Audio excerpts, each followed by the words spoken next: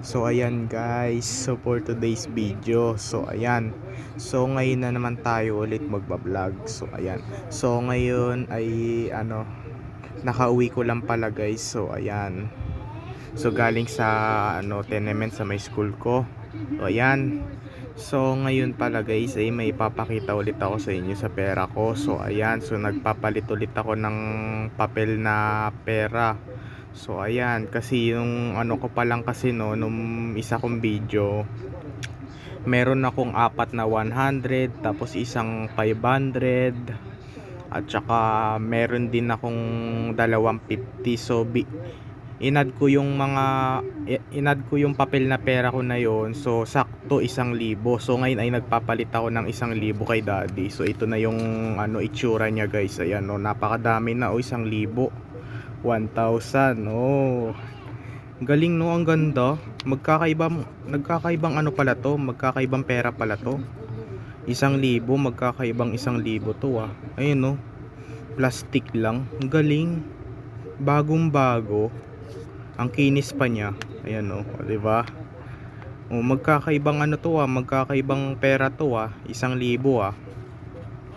Ayan, so nagpapalit na ako. Ayan pero isa pa lang to so ayan, tsaka ito yung mga barya ko ayan, ito yung mga barya ko. So ito lang yung pinakita ko sa inyo guys. So ayan, so pag pinagsama natin yung 1,000 tapos itong mga barya ko, yung pera ko na yon, ang umabot na dito sa pera ko ay 1,325.